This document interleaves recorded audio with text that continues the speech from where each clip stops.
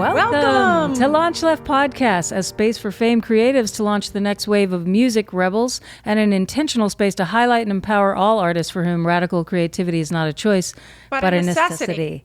Thank you, Summer. I just grabbed a piece of hair out of my mouth. That was part of the intro. That was part of the intro. Yay. Don't forget to follow us on socials at LaunchLeft and subscribe and rate the show. Today, we have a very special guest, but before we get to introducing her, you're probably seeing her right now because the way the camera is set. And we're also sitting on couches, which is very LaunchLeft to suddenly change it up and not have a table. Today, Das ist true. To follow with our left of center leaning, we have our first ever nonprofit sponsor, Schools Not Prisons, through Revolve Impact.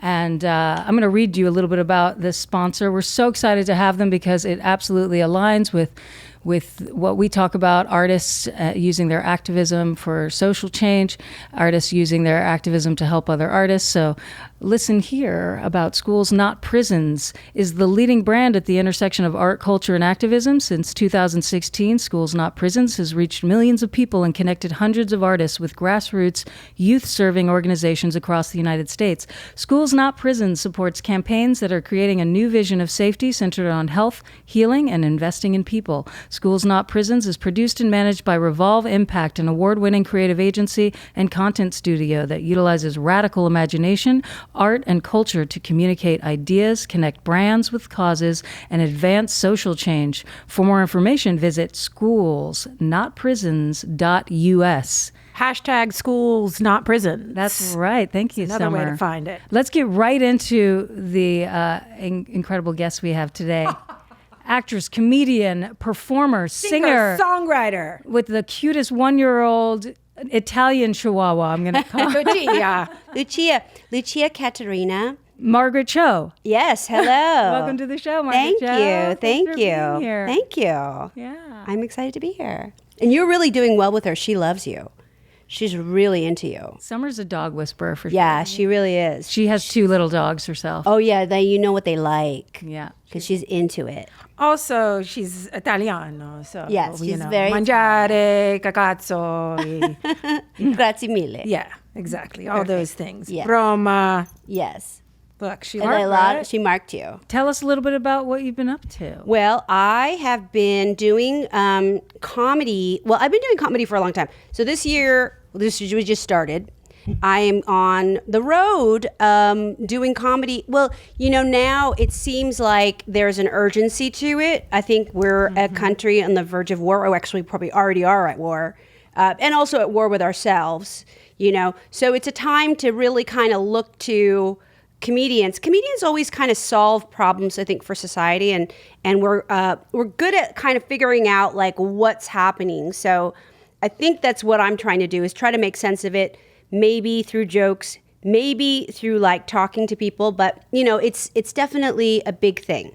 Yeah.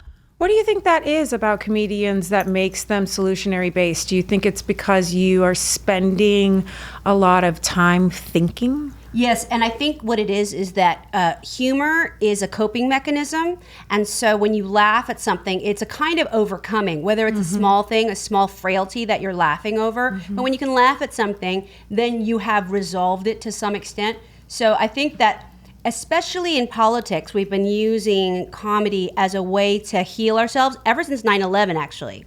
So it was sort of like this whole thing that like Jon Stewart was doing, and then most comedians kind of go there for trying to figure it out, trying to work it out, and that's what I think is really important now. Absolutely. How did you find such bravery as a young Asian American woman to come out in this career when you did so long ago? Yeah. And really the first that I remember. Yeah, that's good. Well, I think because I had nothing to lose, because there was like, when you're really unrepresented or you don't really feel any sort of thing of like, oh, I can be that, it doesn't matter what you do. Like, I kind of was like, I felt so invisible that it does, like, what would make me more invisible is like, I didn't really have any, there were no stakes. So I could just go and perform. And I was really satisfied just doing open mic nights in comedy clubs in San Francisco. And what happened was my career started to pick up very quickly, and I got a lot of work. And people helped me, like Rosie O'Donnell helped me a lot, Jerry Seinfeld helped me a lot. So there were different people who were definitely like a part of my journey that were really instrumental in helping me get like television and stuff like that. But I was always very into the art form of it. So it was its own reward. That's so cool. And when did you find, I know that you sing.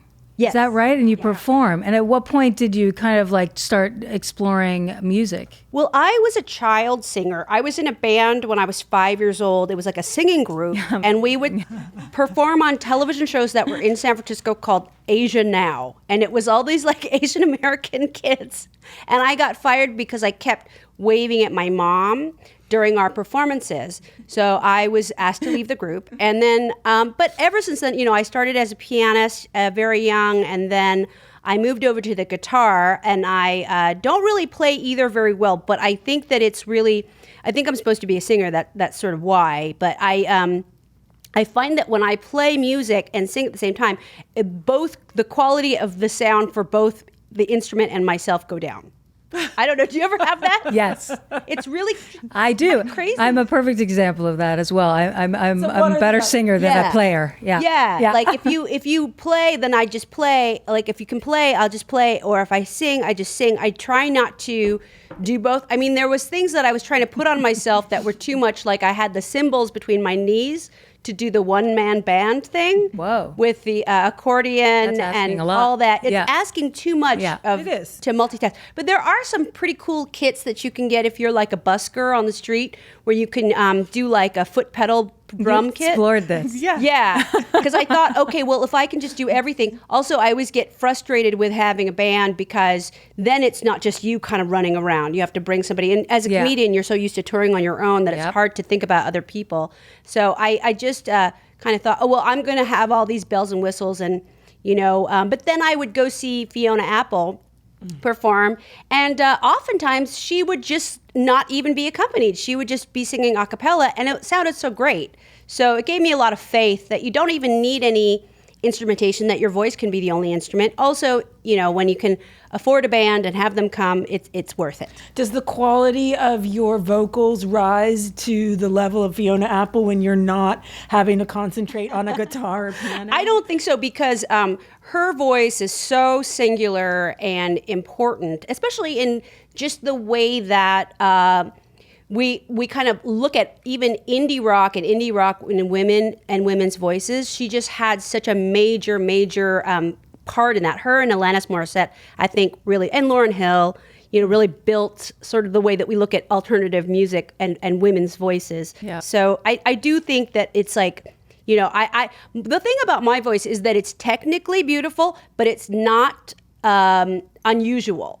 It's not soulful. You have no soul in your voice. Is that what you're trying to say? It's like that Father John Misty song, Why Don't You Move to the Delta? Like that kind of thing of like, you can't really have soul unless it's really in your heart, and I don't know if I have soul in my heart. I think I do in comedy, but in music, I don't know if I've suffered enough. You really do have to have the suffering impact your voice in a way that I haven't, because I think like as a singer, I sort of like implemented my comedy with my singing. So it was already part of my kind of like comedy routine. It wasn't like somebody that sang like Edith Piaf, like all of the heartache and sadness that went into her journey and creating that voice. So I think that singers need hardship. You're a songwriter though too, and you were referencing Alanis Morissette, Fiona Apple, Lauryn Hill, and a lot of what they brought us in shaping that sound for alternative music and women in alternative music starting in the 90s, right? And that sound of that time was their lyricism and their lyrics. And as a songwriter, do you feel like your heartache and your troubles and find their way into your songwriting? Yeah, and I think I'm a better songwriter than anything else that I do musically. So I do think that like it's good technically. It suffers only because of lack of suffering and lack of real time experience. But I think too, it seems like comedy was your first avenue with which to share your suffering. Absolutely. Right? Yeah. And that's where like you created the groove, the most habit to talk about your suffering. Yes. So it became like music became a little bit of a secondary outlet. Yeah. And so like you said, maybe not all concentrated. Also, I was interested in your opinion on, how there are so many comedians who also play music. Fred Armisen, Adam Sandler, a couple that come to mind. Yeah. And obviously actors love to also sing if they can. Oh, yeah. And just anyone in entertainment loves that. Do you think that everyone wants to be a rock star no matter what you do? Or do you think that it's just that we all, like if you're in entertainment of some kind, if you're creative in one way, you tend to be creative in many different ways? Yeah, and I think that it's like your creativity needs expression, and I really love like the old school kind of like movie stars where they would go to Las Vegas and have a review where they would do comedy and music, and they would have like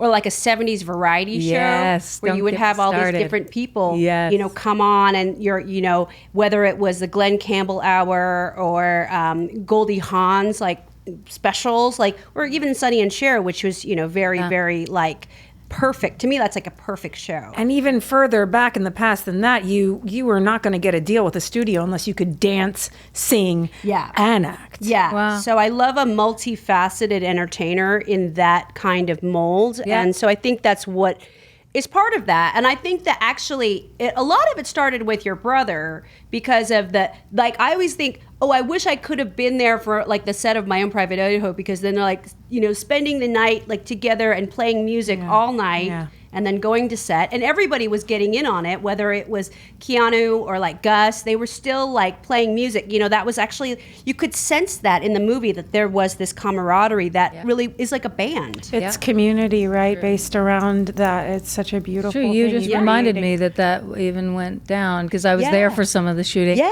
And I remember that only because you mentioned it, because my memory is like, she likes to disassociate, or doesn't like to, but it just happens. Yeah, it just naturally happens. But it was such a time in history where we didn't have social media, and we sort of only caught glimpses of these things where people would mention it in interviews or press junkets. And I remember that Gus Van Sant was talking a lot about that in the press junket leading up to the release of My Own Private Idaho. And picturing that, it's like you have to just imagine it. You can't look in their feed. It's great. I mean, it's great to think about, like, wow, this is a like really cool thing. Yeah, that's a really good point. Yeah.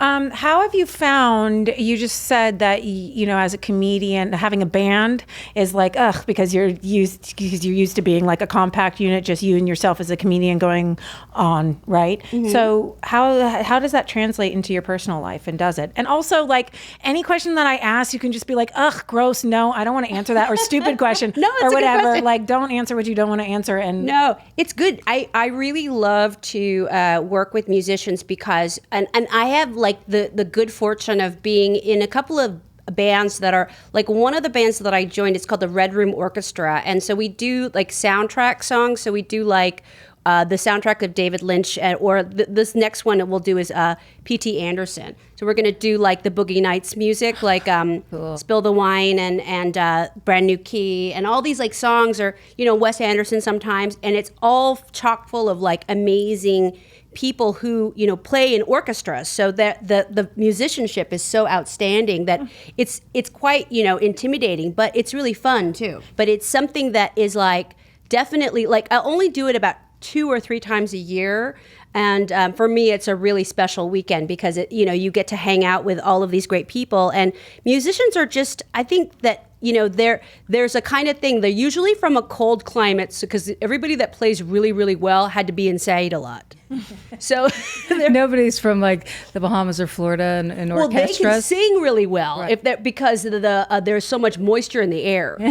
So everybody from a different part of the world has a different thing to offer, right, to the song or whatever it is. But I find that people who live in cold areas or where it's really hot really play well because they have to be inside a lot. Well, let me know if you ever need a backup singer. That sounds so awesome. I would love that. That would be really fun. It's really fun, and it's really, I mean, for me, it's such a it's such a great release from like comedy. Or, you know, if I'm touring with like a band on my own, I've done a lot of touring with other bands. Like I used to tour with the Dresden Dolls, and I used to tour with Cyndi Lauper. I mean, I'm right here. Every time you turn around, I'm sorry. I know. I love it. No, so I get to tell you about all these, like, but I think that what's really fun was when I used to have a menstrual period. I don't anymore. But we Congratulations. Yay! we would terrorize all of the male members of our bands with our dirty tampons. Okay.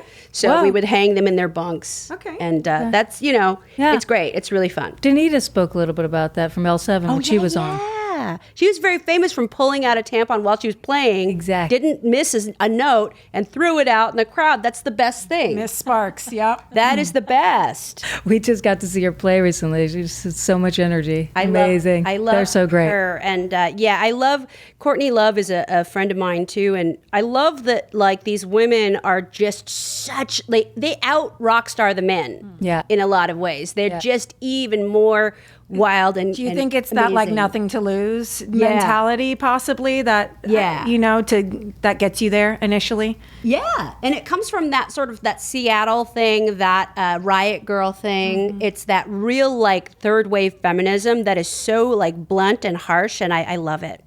Do you think that culturally within the artist community and the community at large, our larger community, that we all should behave as if we have nothing to lose? Yeah, I think that's the best way. I think that's the best way to approach it. I mean, because we really don't. And we have the amplification now with social media where we can be heard. And so the messages are not lost like they were before. Right. So this is a good time. Yeah. I know that you're a very devoted activism in politics and just, you know, everything that you've always been an activist. Like Summer said, you were one of the first that I remember taking notice of at a young age and going like, wow, that's a way to model, you know, behavior about changing things. So is there something that you're really passionate about right now that is on your plate or that you're working on, or are you just always in it in every facet? I think it's everything, but you know, we always have to look to race, gender, sexuality, these places where we feel like it's okay to discriminate against people, that it's okay to not have equality, that it's always like just working towards equality. And I think that it's important to always talk about that it's a constant conversation and it's a constant like thing. I think that for Asian Americans too, like our involvement in entertainment is very politicized. It's really important because we just haven't had a presence ever. So, and now we're starting to, and that's really important to talk about. So there's a lot of things that are always there. I used to get very specific in my activism, whether it was going to free the West Memphis 3, which was like a huge project throughout the 90s and the early 2000s. And, you know, them getting off of death row, them getting out and finally like actually being free.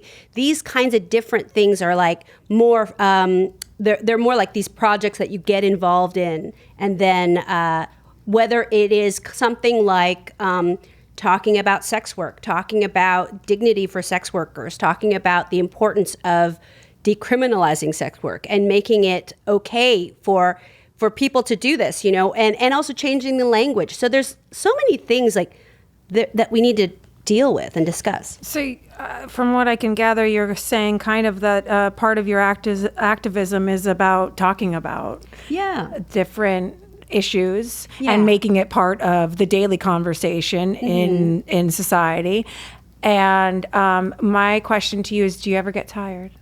Yeah. Oh, yeah. You get very fatigued and, you know, but there's things that are energizing. Like I remember last year I did this fun thing that was, it's called the Golden Probes. And it was an award show made by women to honor men and their sexism. And so you get the Harvey Weinstein Lifetime Achievement Award. Oh my God. There was like a Matt Lauer Visionary Award. There was all of these like really funny things. Stormy Daniels came and gave a special award. Oh my gosh, that's so funny. It was really like, to me, it's energizing when you can really laugh about stuff. And, you know, I think that with the Me Too movement, it's really amazing because actually finally men are accountable in a way that they've never been. And so that's so fun because they're really scared. They should be afraid. Yeah. I love it. Let's hear a little bit more about that, how you see that happening and how it moves you and excites you and energizes I you. get really excited because in the 90s it was so okay for men to do whatever they wanted. And now, we have a place to talk about what happened. And, it's so central to like the 90s film industry about like how we sort of thought we were past sexism, we were past like the casting couch, but it was the thick of it. Mm-hmm. And so, the shift that we have nowadays, and even having like this thing where you can, talk about sexual harassment at Cannes or wherever, that's amazing that we have the safety thing. And we've never had that. And so this is like a new era going forward where we're not gonna see as much of that. I feel like it's still going to exist to some extent somewhere. Yeah. But it's definitely changed. Mm-hmm. And talking about it is part of the change, right? Being able to talk about it and have that move from a place of having nothing to lose. Because before it was talk about cancel culture. If you were a woman speaking out about harassment, you were canceled, right? Right. I mean, because it was like this thing of you have to be complicit with all of this abuse, and if you step out of line, then you're not welcome. Yeah, you're out of the club. Right. So it's like it's not like that anymore. The cancel culture. I think cancel culture in a lot of ways can be good because we police language and we police people and the way that they talk, and that can be very influential in looking at society. Like we can look differently at otherness if we could talk differently about otherness. So cancel culture can help for sure, but when it doesn't work for us, when it's something that like let's keep the silence and protect our abusers, then it's disastrous. Yeah. I think, too, it can help create new grooves and new ways to talk culturally quickly. Mm-hmm. Because if you suddenly have these like very strict guidelines that, you get canceled for, it does start to create new rivulets of this is how you express yourself. Right. That's sure, acceptable. It's like boundaries. Yeah, it's setting the boundaries. Yeah. But I always feel like things go way extreme whenever something important needs to come out, and there's like a smackdown, and then like the needle comes back to like middle way. Ideally, that's the dream, right? Because I do feel too that like sometimes the punishments seem extra harsh for lesser behaviors, or less, and not harsh enough for really heinous one. It's like, well, who's calling what's? I know. Is it money and corporate interests that makes racism and elitism around money, and I mean that's where those things come into play when you're talking about punitive measures. Right. I mean, how many times have we seen like people in jail for 16 years for having a joint, and people in jail for 5 years for raping 3 people? Right. That's a class issue. That's like class, race. It's really about who has the money to spin it, to spin the story. Right. And I mean, the more money you have, the more ease you have in spinning that story to your benefit. So it's it is still class-based, it's still race-based, it's still like a lot, but at least we're, I think, more informed about it. Like I feel like society at large is like way more cynical about stuff. So that's helpful, actually. Yeah. Moment of silence for wow. That was a really good run. I can start with another probably the most important question of the hour. Please. Do you have any tattoos that you regret? No, you know what though? I have ones that were so painful that I can't finish them, like behind my knees. Oh God. Like the bend of my knees, the inside of my knees. I wouldn't even think about it. It's so painful that I can't finish it. And I really like the tattoos also, but I can't finish it. Anything on my legs, for some reason, tattooing on my legs is really painful to me. The rest of my body doesn't really suffer as much. Although there's some things on my back that I need to finish, but my tattoo artist who I really love that does my back work is in Kentucky, and so I haven't been out to see him. So I would have never thought that was the state. Have you gotten any tattoos since menopause, and has that affected the pain situation? Oh gosh, no. know what's interesting is I haven't gotten any tattoos. That's my for theory. menopause. That's my theory. Maybe that would help. I'm serious. I'm super sensitive when I'm on my period. Everything hurts more. That's true. And I often wondered, like, is my pain threshold gonna rise when I'm no longer menstruating? Never thought of that. That's smart to think about. I think that menopause in general is a gateway drug in that you are certainly thinking about the world in a different way, which I think is really meaningful. But in terms of like sensitivity, I feel like that's definitely, that really is a smart thing, because I hadn't even thought about that. So I should try it, as I haven't Get those knees tatted I up. gotta do it now. Get yourself to Kentucky, girl. Perfect. I wouldn't even want to like pinch back there. It hurts. It really can't hurts. imagine. And it swells up in a weird way. It's like a very strange area to get tattooed. But What about like caressing? What about like soft touch in those areas? Is it like a... that's nice. Yeah. That's nice. I mean, the thing is that, everywhere that I've been tattooed now is so healed over that it's just like skin now. So I guess maybe like after you get tattooed, there's a few weeks of it just being kind of like yucky, but then it's all right.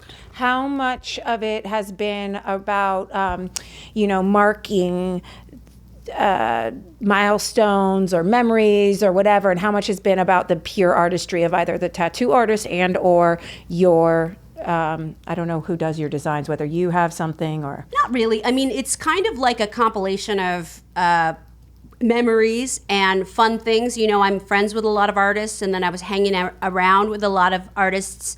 And, I didn't really have a lot of thoughts of like what I wanted. I just wanted whatever they did. And so there was not a lot of like consultation. There's not a lot of planning. Mm-hmm. We just like go and do it. And so for me, it was just fun. And now the tattoos, I have sort of memorialized those occasions of hanging out at the tattoo studio and being around my friends. So that's kind of more like tattooing, as opposed to like having this idea for design or, having a memorial tattoo.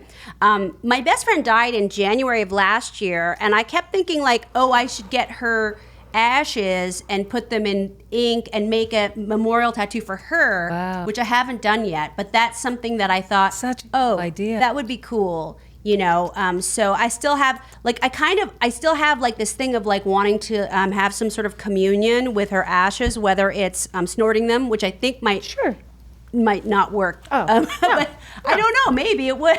But tattooing seems like the most practical thing. A friend of mine wants to be cremated and have his loved ones like make a soup and have a bowl of soup. Delicious. Somehow I think I know who that is, but I'm sure not going to say. We're not going to name him by name. But yeah, that's interesting. Yeah. Wow, that's a huge loss. Your best friend. Yeah, for 40 years. So it's very... so sorry. Thank you. But it's been a year without her. It's just very strange. She was actually in my other band, which we would do all this homeless outreach in San Francisco. What are the sort of specific kinds of like activism things. And so she was just really special. But it's weird when... somebody that close, of course, the feeling of that, like the loss of like, what do we do? And then there's still a place for them in your life. They still exist there. It's just not in bodily form. Right. Exactly. Of course, yes. Yeah, I imagine you've had your share of loss. Mm-hmm. Something we talk about too on the show sometimes when it comes up. And do you find that exactly like you said, they're still there, they're just not in corporal form, right? That you still commune with them, or that they are part of your work and your creative, like it's a way for you to express some of that grief is through your art. And that's really important too, and that's what they would have wanted, is to kind of be present in your mind and your heart in what you're doing. And so it's like keeping that going is really important. Mm-hmm. Acting, can we pivot to asking you I know that you spent some time making movies, and what's up for you, or what have you been doing? Well, I have been doing a lot of different kinds of acting work, which is really interesting. Like I just did a Law and Order, which SVU. SVU. It's Yeah. not SUV. I know. It's very SVU. confusing. Special Victims Unit. Yeah, they were so great. I had a really good time on that, and cool. then I went from there to They're on like their 13th season they're or something, right? 21st. Ah, Isn't that crazy? God, It's the that's longest like a year. running. That's 21 years. Yeah, isn't it's the it? longest running television show, and it's really amazing. And I That's love Mariska Hargitay? Mariska, yeah, she's an old friend. Powerhouse. So she's awesome, and so we had a great time doing that. And then I went to a movie called Play It As It Lies, which is Eliza Schlesinger's project, which she stars in. She wrote it, she stars in it, and so. That was most of my November, December doing those two jobs, and so now I'm just kind of like going back to doing comedy.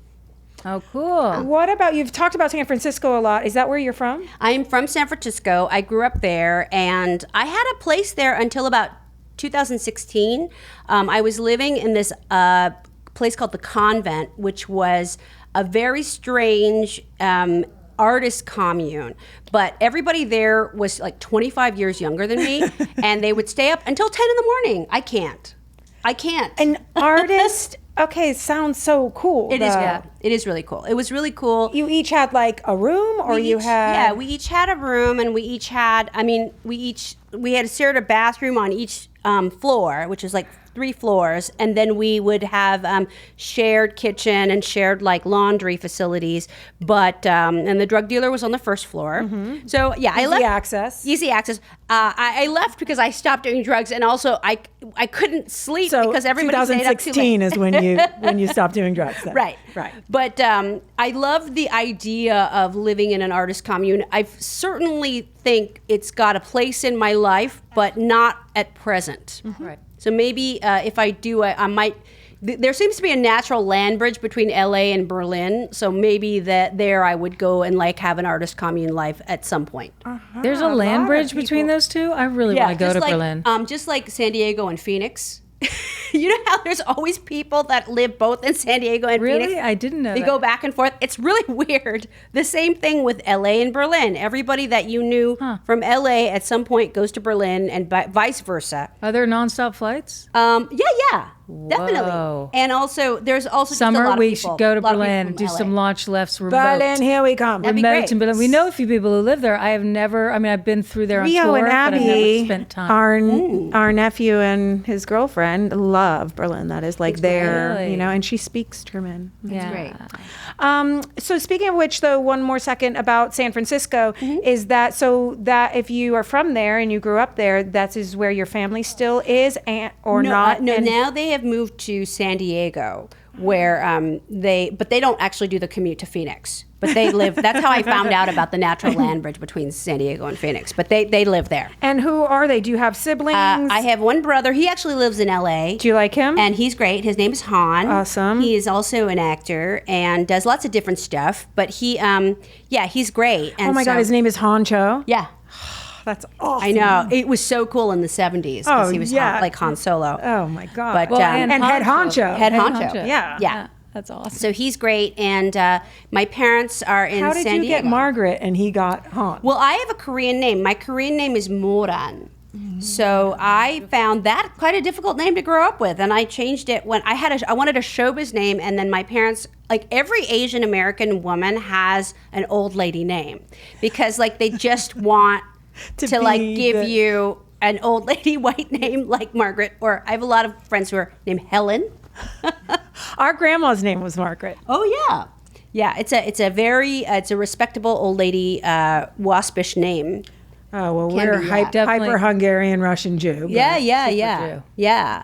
But it's definitely like a kind of a 1940s name, not even a 50s name. So wait a 40s. second. So your parents gave you that? They Yes. christened you that After Moran, but we had a long discussion over what the name was going to be Okay. because they were like insistent that it had to be like an old lady name. And you never went to Maggie from that, all right? It's always Only Kathy Griffin calls me Maggie, but she does only call me Maggie. she doesn't call you Margaret. No, she's the only one though. I've never actually ever.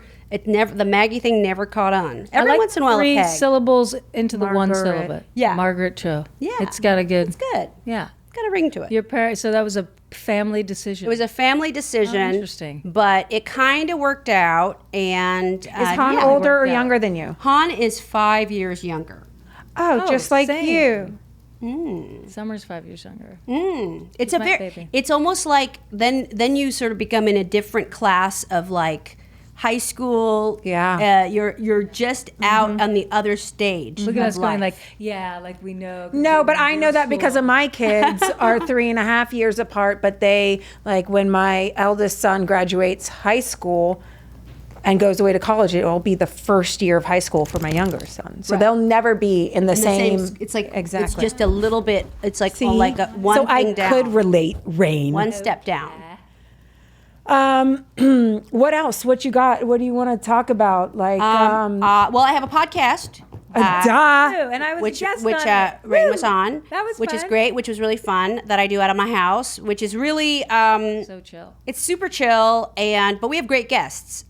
So I do enjoy that. Like I like, you know what I like talking on the phone, and that's what podcasting reminds me of. It's true. It's like 12-year-old yourself. calling Yeah. people, Yeah. and so Have you watched Pen 15? I like that. Oh my god, I love that show. I mean, it's just the best show. love But that show. first, the pilot, where they're just like on the phone. I mean, they're always on the so phone, great. but like I just was like, oh God, so It's nostalgic. so real, and so I mean, I do need a landline at some point. I do. have one. Oh, you do? Do you have a fax machine? I love a fax.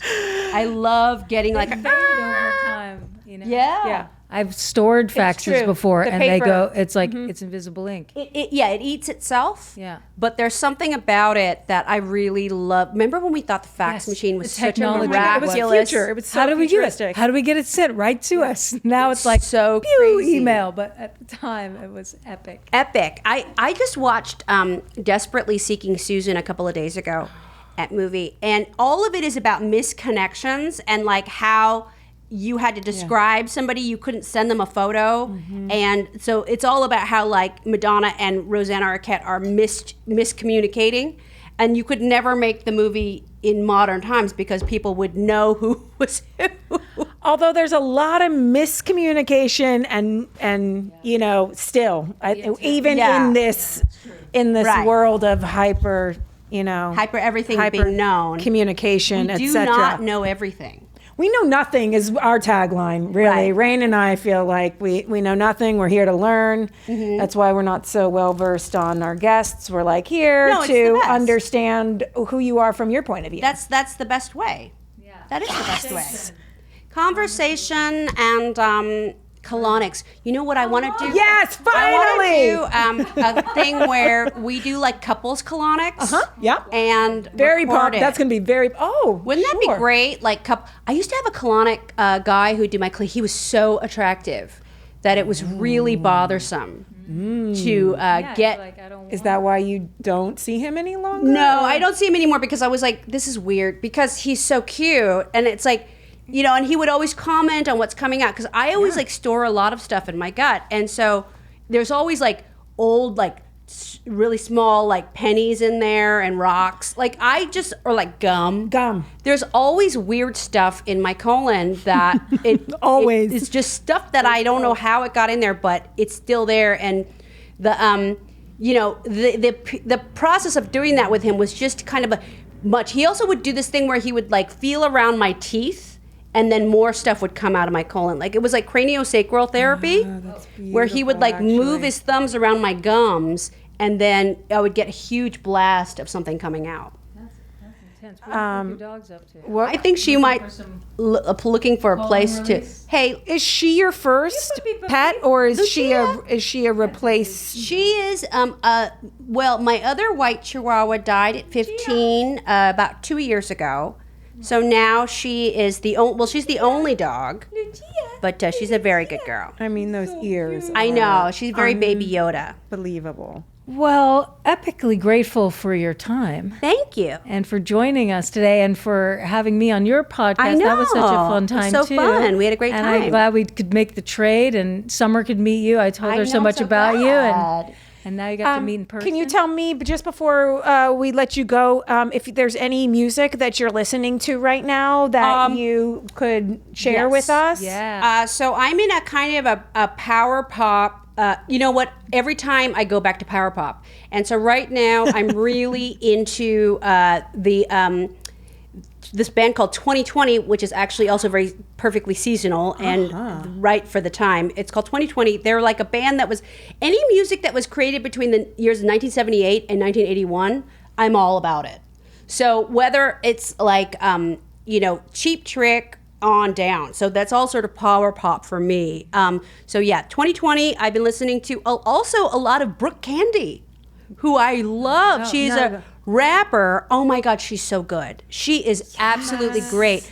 Brooke Candy, if you like hip hop, if you like Peaches, if you like music that is like so different, you would really, you have to listen to Brooke Candy. So Brooke Candy, Big Frida, Charlie XM, XCM. She's so like good. They are doing so many crazy things with sound, which I really am so excited about. So, I think music is in a really great time right now because we're consuming it in a way that it's never been easier to listen. And so I'm always on it. So cool. Thank you for sharing that. Thank you. Thank you again, Margaret Cho. Thank you. Really, really special to have you here. Thank we you. lucked out. So I lucked out. Thank you. Maggie Cho. Thank you, Summer, for showing up on a busy day. Like your every day you have is busy. It's very weird. Usually we have a whole rapport going on. I feel like sitting far away from you. You don't want to be as mean to me. You that's much. Weird. It's a little weird. I know today's a lot of love. I'm feeling a lot of love. It's because you were doing a lot of professional stuff at the beginning. You were doing that, like, when you go pro. Right. My brother was here and he could point out immediately. He was like, Rain, you're doing that pro thing. You're like, and it's Rain because we're not used to Rain being so like even keeled, and she all of a sudden had like a really, hey everybody, this is my radio voice and I'm mellow and I'm older and I'm like responsible, and it just doesn't feel like the real Rain, but I know because I'm the baby sister. Aw. No, she's not. Okay, okay.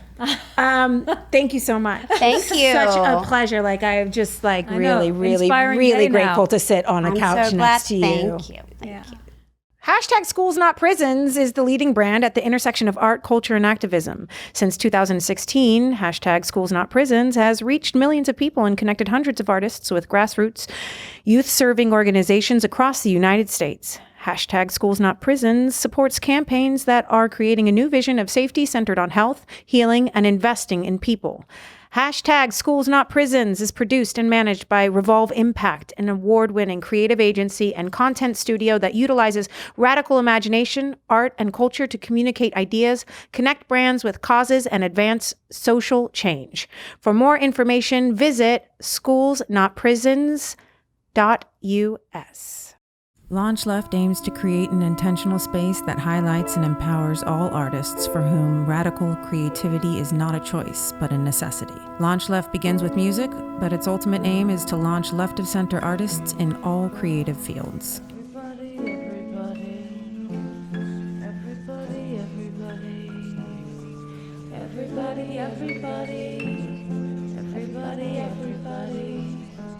Everybody.